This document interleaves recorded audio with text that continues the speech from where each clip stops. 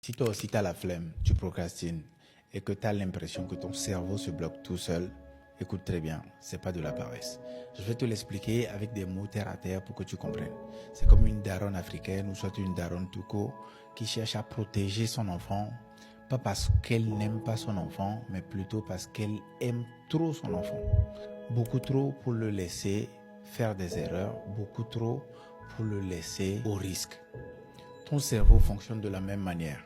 Tu veux sortir d'une relation toxique, écris « Attention, danger ». Et si personne d'autre ne t'accepte? Tu veux lancer un nouveau business, écris « Danger ». Et si ça ne marchait pas? Et si ça ne fonctionne pas? Tu veux faire de nouvelles expériences, écris « Danger ». Ce n'est pas anodin le fait que je choisisse l'image d'une mère. Elles ont toujours l'impression de tout connaître, de tout savoir, de savoir le danger possible dans chaque situation, de maîtriser même ce qui va arriver demain, par amour pour leurs enfants. C'est le même fonctionnement de ton cerveau. Ton cerveau analyse tellement de choses et se dit, la probabilité pour que ça échoue, la probabilité que ça ne marche pas, elle est tellement élevée et ne t'aide pas ou ne te facilite pas la tâche. Elle ne t'aide pas à sortir de ta zone de confort. Mais c'est le fait de sortir de ta zone de confort qui te fera vivre de belles choses, qui te fera vivre de grandes choses. Comme le dit un adage, c'est en se perdant qu'on découvre de nouveaux chemins. Maintenant, j'avoue que ce ne serait pas facile de reprogrammer ton cerveau. Voici 4 étapes pour le reprogrammer. 1. La méthode du stop. Chaque fois que tu auras une mauvaise pensée, une mauvaise idée, une mauvaise formulation, ou soit une pensée limitante, dis-toi automatiquement, soit en pensée ou soit formule-le à haute voix, stop. Stop, stop, stop. À chaque fois. À chaque fois que tu auras envie à chaque fois que dans ta tête tu te diras, c'est pas possible, dis-toi stop, c'est possible.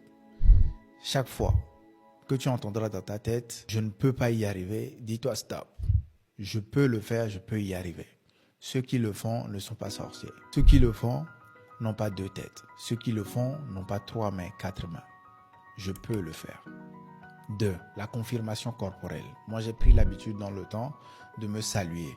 J'ai compris qu'avec les amis, quand on était en accord avec quelque chose, on se saluait, on se serrait la main. Donc moi, je me faisais ça, ou soit ça, je le serrais fort pour confirmation.